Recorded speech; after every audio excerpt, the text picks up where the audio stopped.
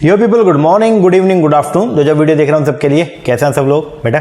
Okay, एक बार फिर से स्वागत है आप सबका हमारे नए लेक्चर में। गाइस आज की क्लास में हम लोग जो है वो करेंगे हमारे पेपर नंबर 1 के 20 क्वेश्चन को डिस्कस। इसका पीडीएफ मैंने मॉर्निंग के अंदर जो है वो टेलीग्राम पर डाल दिया था, तो अब आप इसको टैली कीजिएगा और देखिएगा आपके कितने क्वेश्चन ठीक बैठे हैं। ओके जी सर, चलो सबसे पहला क्वेश्चन जो था वो है ये, बोलते इन कंप्यूटर रिलेटेड एक्टिविटी के अंदर विच of the following is inappropriate, इनमें से कौन सा इनएप्रोप्रिएट है for describing a language translator? कौन सा ट्रांसलेटर का पार्ट नहीं है? तो असेंबलर जो है वो ट्रांसलेटर है, लैंग्वेज ट्रांसलेटर है। ट्रांसलेटर कौन सा होता है? जो मशीन लैंग्वेज को बेसिकली जो है वो कन्वर्ट करता है। ओके, हाई लेवल लैंग्वेज या लो लेवल लैंग्वेज से जो है वो हाई लेवल लैंग्वेज में जो कन्वर्जन करते हैं तो उसको बोलते हैं हम लोग क्या? ट्रांसलेटर। ओके, असेंबलर ट्रांसलेटर है, कंपाइलर ट्रांसलेटर है, इंटरप्रेटर ट्रांसलेटर है, बट ये कोडेक जो है ये ट्रांसलेटर नहीं है। तो फर्स्ट का जो आंसर है वो क्या है? डी। ये क्या है, मैं थोड़ा इसके बारे में लिखा भी है। कोडेक इज ए डिवाइस और a computer program which encode, जिसका मेन काम जो है वो क्या है? एनकोडिंग करने का, डिकोडिंग करने का, ए डिजिटल डेटा स्ट्रीम को और सिग्नल्स को। It is a short form of the decoder and coder. तो फर्स्ट का आंसर जो है वो है D. Second, national disaster management authority. National disaster management authority जो है वो एक एजेंसी है जो काम करती है किस मिनिस्ट्री के अंडर? सिंपल सा क्वेश्चन था, तो ये काम करती है अंडर द होम अफेयर्स के अंदर जो है काम करती है। एनडीए में बोलते हैं इसको। इसका मेन काम जो है वो क्या? जैसे अगर मान लो कोई भी जो है वो प्राकृतिक आपदा आ गई, ठीक है, तो वहां पे उसको कैसे मैनेज करना है, तो उसके लिए जो है काम करने का सारा प्रोविजन जो है वो ये जो मिनिस्ट्री है, मिनिस्ट्री ऑफ होम अफेयर, ये इसको संभालती है। तो सेकंड का जो आंसर बनेगा वो क्या बनेगा? B. Next, which of the following provide the overarching vision that guide research into socially relevant area? जो गाइड करता है रिसर्च को किसमें? Socially relevant area. तो ये कौन सा? इसका आंसर जो है वो है क्या? इम्प्रिंट। थर्ड का जो है वो बी आएगा। इम्प्रिंट जो है ये क्या है? This is the first of the kind MHRD supported IIT and ISC, IIT और जो आईएएस है, ठीक है, Indian institute technology and Indian institute of science, इन्होंने मिलकर के जो इनका एक ये जॉइंट इनिशिएटिव है जो एड्रेस करता है major science and engineering challenges India के अंदर। इंडिया को सेल्फ रिलायंट बनाना है, तो उसके लिए जो है वो क्या, कौन कौन से चैलेंजेस है उसको दूर करने के लिए, मतलब सोशल लाइफ के अंदर अपने को जो चैलेंजेस अपने को बियर करने पड़ रहे हैं, ठीक है, तो उन चैलेंजेस को अपने को क्या करना, ओवरकम करने के लिए एक नया सिस्टम बताया जिसको बोलते हैं हम लोग क्या? इम्प्रिंट। क्या बोलते हैं? इम्प्रिंट। चलो जी next, Which of the following term is related to the digital learning environment for design? Designing के लिए जो है वो है ई-कल्पा, ठीक है, ये पार्ट था किसका? National mission in the education through the ICT. तो इसका आंसर जो है वो क्या है? ई-कल्पा। आगे, विच of the following is most suitable for being designated the fourth level? कौन सी इनमें से फोर्थ लेवल प्रोग्रामिंग लैंग्वेज है? तो फोर्थ लेवल प्रोग्रामिंग लैंग्वेज वो है जो बहुत ही वेरी हाई लेवल की जो है वो लैंग्वेज है, ठीक है। तो इसका आंसर जो है वो है एसक्यूएल, ये स्ट्रक्चर्ड क्वेरी लैंग्वेज जो है। और जो फिफ्थ जनरेशन की जो लैंग्वेज है वो अब आएंगी एआई, आर्टिफिशियल इंटेलिजेंस जो है उसके ऊपर ये वर्किंग कर रही है, थोड़ा ध्यान रखिएगा। तो इसमें लिखा भी है मैंने, fifth generation language are basically artificial intelligence language. Example जैसे मरकरी हो गया, प्रोलॉग हो गया, ओपीएस 5 हो गया, ये सब जो है वो आपका फिफ्थ जनरेशन लैंग्वेज है। तो ये पेपर में आ सकते हैं, थोड़ा ध्यान रखिएगा कि फिफ्थ जनरेशन की ये लैंग्वेजेस है। नेक्स्ट, बायोस्फीयर रिजर्व जो होते हैं, बायोस्फीयर को कंजर्व करने के लिए हमने रिजर्व बना रखे हैं, ठीक है। अब बोलते हैं ये बायोस्फीयर रिजर्व आर, ये क्या है? ये एरिया है comprising terrestrial, marine and coastal ecosystem, बिल्कुल इसके अंदर ये सब आता है। दूसरा, मॉनिटर करते हैं नेशनल गवर्नमेंट, ये मॉनिटर करता है नेशनल गवर्नमेंट, बिल्कुल सही बात है। Area where threatened animals and plant are kept in their habitat, नहीं ऐसा तो नहीं है। तो वाइल्ड लाइफ सेंचुरी है ये? नो। तो बायोस्फीयर रिजर्व जो है वो कौन से हैं? वो इसका आंसर आएगा क्या? 1 और 2। तो इनमें से आपको चूज करना, आंसर जो आएगा 1 और 2। आगे, in which of the following, किसके अंदर जो है वो one nation one standard is mentioned as a mantra to ensure national standard and equality? तो ये बेसिकली जो है वो किसका था? तो इसके लिए ये था जी आपका C, national policy for skill development and entrepreneurship 2015। इसका जो मेन ऑब्जेक्टिव था वो था to meet the challenge of skilling of scale with speed and standard. तो आंसर जो है इसका 7th का वो क्या है? सी। नेक्स्ट, ग्रीन बिल्डिंग कौन सी होती है? हरे रंग की बिल्डिंग? नहीं सर, ग्रीन बिल्डिंग वो होती है जो क्या करती है? मिनिमम अमाउंट ऑफ एनर्जी का कंजम्पशन करती है, जनरेट करती है वेस्ट? No sir. कंज्यूम करती है lot of water? No sir. Conserve करती है नेचुरल रिसोर्स? बिल्कुल सही बात है। क्रिएट करती है space for healthy living? Yes. तो आंसर जो आएगा वो क्या आएगा? ग्रीन बिल्डिंग वो है जो यूज करती है मिनिमम अमाउंट ऑफ एनर्जी, दूसरा कंजर्व करती है नेचुरल रिसोर्सेज को, एंड क्रिएट करती है space for the healthy living. तो 8th का जो आंसर बनेगा वो क्या बनेगा? B. 9th, at present India the share of which of the following source of energy is in electricity generation is at least? सबसे कम जो है इलेक्ट्रिसिटी जनरेशन के अंदर जो है वो किसका पार्ट है? तो सबसे कम जो है वो है न्यूक्लियर, आपका डी। आगे given below are the two statement, एक है असर्शन एक है रीजनिंग। असर्शन दिया हुआ है पहले, सबसे पहले बोलता है स्निफिंग। स्निफिंग जो है वो क्या है? स्निफिंग एक प्रोसेस है जिसमें हम मॉनिटर करते हैं या कैप्चर करते हैं all data packet passing through the given network. एक नेटवर्क के थ्रू जो डेटा पास हो रहा है तो उसके सारे के सारे डेटा पैकेट्स को क्या करना? मॉनिटर करना, उसको कैप्चर करना, उसको बोलते हैं स्निफिंग। ओके, तो स्निफिंग में भी use to steal the data. Sniffing को इस्तेमाल किया जाता है डेटा को स्टील करने के लिए, इंफॉर्मेशन के ओवर नेटवर्क। बिल्कुल सही बात है। एंड स्निफिंग है कि ये एक प्रोसेस जिसमें मॉनिटर और कैप्चर करते हैं, तो डेटा को कैप्चर करके उसको स्टील किया जा सकता है। तो दोनों ही बातें सही है। एंड रीजनिंग जो है वो करेक्टली असर्शन को एक्सप्लेन भी कर रही है। तो इसका आंसर जो बनेगा वो क्या बनेगा? ए। बोथ ए एंड आर दोनों के दोनों ट्रू हैं और आर जो है वो करेक्ट एक्सप्लेनेशन है किसका? ए का। आगे सक्सेसफुल एजुकेशनल कम्युनिकेशन। जो सक्सेसफुल एजुकेशनल कम्युनिकेशन होता है इस डिपेंड करता है अपॉन द स्किल ऑफ, किसके ऊपर जो है वो क्या करता है? डिपेंड करता है। तो ये डिपेंड करता है understanding the negative characteristic of audience. No sir. Verbal communication पे डिपेंड करता है। एजुकेशनल कम्युनिकेशन किस पर डिपेंड करता है? Verbal communication and the body language, एक तो इस पर डिपेंड करता है।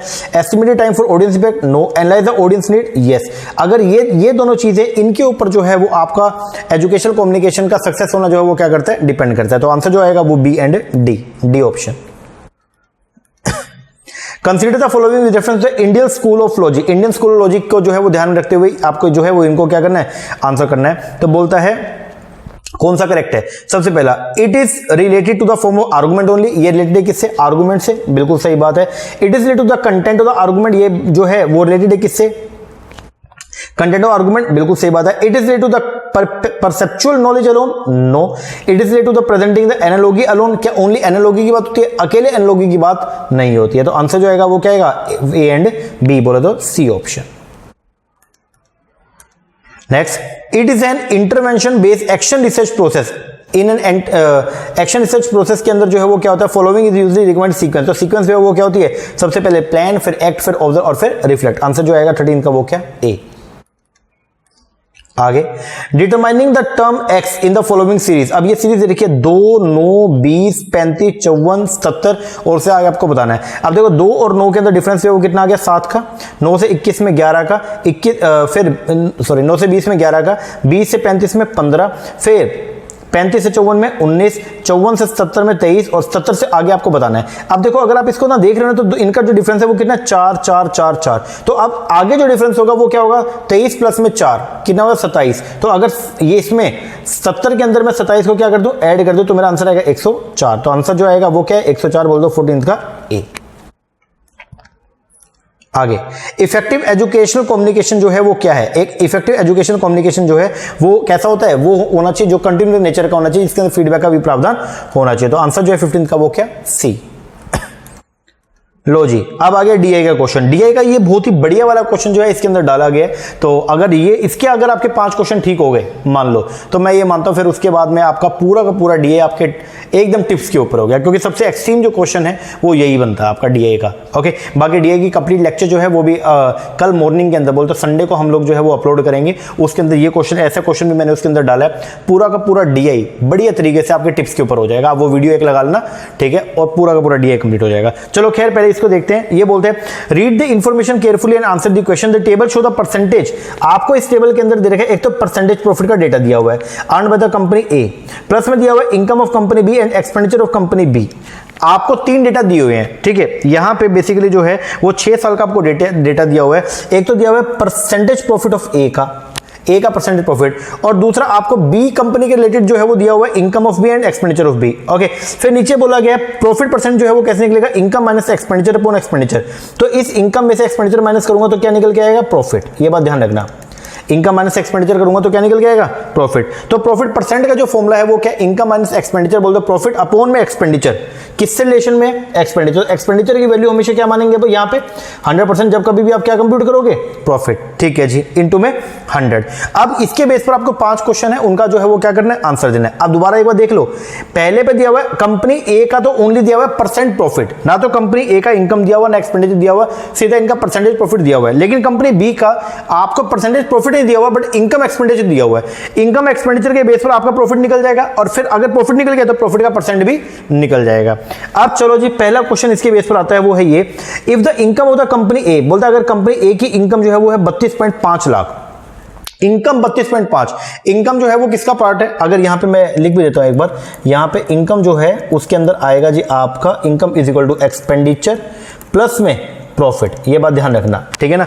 बोलता अगर इनकम 32.5 लाख है then what was the sum of the net profit, तो आपको बताना है कंपनी ए और कंपनी बी का नेट प्रॉफिट 2014 के अंदर कितना होगा। तो 2014 के अंदर कंपनी ए और कंपनी बी का नेट प्रॉफिट बताना है। तो कंपनी बी का नेट प्रॉफिट तो निकल जाएगा 2014 का, कैसे, ये 35 और 25 दिया हुआ, तो इसका नेट प्रॉफिट आ गया कितना, सीधा 10 लाख रुपए नेट प्रॉफिट। लेकिन इसका नहीं दिया हुआ, यहां पे प्रॉफिट परसेंट बता रखा है कितना, 25%। तो आपको पहले निकालना पड़ेगा। आपको दिया हुआ है एक्सपेंडिचर, एक्सपेंडिचर जो है वो कितना है 32.5। ओके, ये एक्सपेंडिचर के अंदर प्रॉफिट भी इंक्लूड है और एक्सपेंडिचर भी इंक्लूड है, ठीक है। मतलब ये सॉरी, ये आपको दिया हुआ है क्या, इनकम, इनकम में आपके एक्सपेंडिचर भी इंक्लूड है और आपका प्रॉफिट भी इंक्लूड है। ओके, तो ये जो है कितने परसेंट की वैल्यू है, अगर प्रॉफिट 25% है तो ये 125% की वैल्यू है। मतलब इसके अंदर जो है 2500 प्रॉफिट का मार्जिन, 2500 प्रॉफिट का पार्ट ऐड है और 100 जो है इसमें एक्सपेंडिचर ऐड है, तभी तो ये मिलकर के इनकम बना।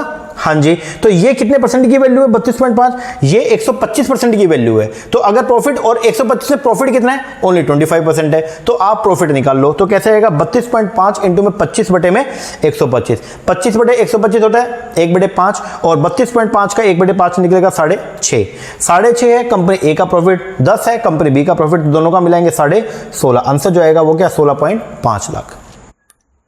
नेक्स्ट अगला क्वेश्चन आया जी, बोलते हैं profit percent of company B, company B का जो प्रॉफिट परसेंट है वो किस साल के अंदर मैक्सिमम था, 2014, 15, 16, 17, 4 साल का आपको यहां पे 4 साल में से आपको बताना है किस साल का सबसे ज्यादा था कंपनी बी का, ठीक है। प्रॉफिट जो है वो बताना है आपको सबसे ज्यादा जो है वो किस साल में था। जैसे एक बार मैं निकाल के दिया 2014 का आ जाओ जी, 2014 के अंदर प्रॉफिट निकलेगा कैसे, ये इनकम माइनस एक्सपेंडिचर।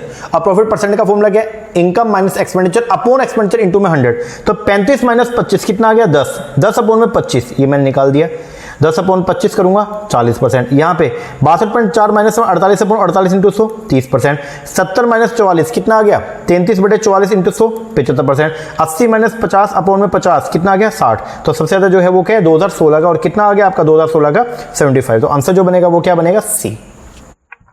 आगे What is the difference between the percentage profit of the company A and company B in the year 2013, बोलते 2013 के अंदर जो है आपको बताना है कंपनी ए और कंपनी बी के जो प्रॉफिट परसेंट है उनका डिफरेंस बताना है। देखो कंपनी ए का तो डायरेक्टली दिया हुआ है कितना 40%, वो तो मैंने उठा लिया, कंपनी बी का निकालना पड़ेगा। कैसे निकलेगा, कंपनी बी की इनकम है 2013 की 48.6, कंपनी बी की जो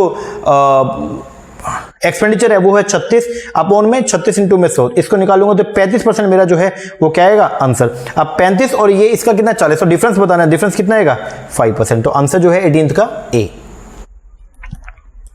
19th if the income of company A, अगर बोलता है 2018 के अंदर कंपनी ए की इनकम जो है वो 90 लाख है, okay, then the net profit, अगर कंपनी ए की जो इनकम है वो कितनी है 90 लाख है, देन द नेट प्रॉफिट जो है कंपनी बी का 2018 का वो कितने परसेंट ज्यादा है net profit of company A, company A के नेट प्रॉफिट से कितना ज्यादा है। देखो कंपनी ए की इनकम अगर 90 लाख है तो कंपनी ए का प्रॉफिट निकालना पड़ेगा, कंपनी ए का प्रॉफिट परसेंट दे रखा है कितना 20%, ओके, तो निकलेगा कैसे 90 इंटू में 20 बटे 120, जैसे हमने पहले भी करके दिखाया आपको, तो कितना गया 15 लाख। कंपनी बी का निकाल लो सीधा, कितना आ गया 27। अब बताना कंपनी बी का जो प्रॉफिट है वो कंपनी ए के प्रॉफिट के मुकाबले में कितना परसेंट ज्यादा है। तो अगर परसेंट निकालना पड़े तो कैसे निकलेगा ये इस तरीके से, कितना ज्यादा है 12 ज्यादा है, 12 अपॉन में 15 इंटू में 100, क्योंकि आपको ये बताना है ना कंपनी बी का प्रॉफिट कंपनी ए के मुकाबले कितना है, तो बेस जो आएगा वो किसका चलेगा, बेस आएगा कंपनी ए का प्रॉफिट। तो कंपनी ए का प्रॉफिट कितना था 15, ऊपर आएगा कंपनी बी का जो डिफरेंस आ गया, तो डिफरेंस अपॉन में बेस इंटू में 100, आंसर आएगा कितना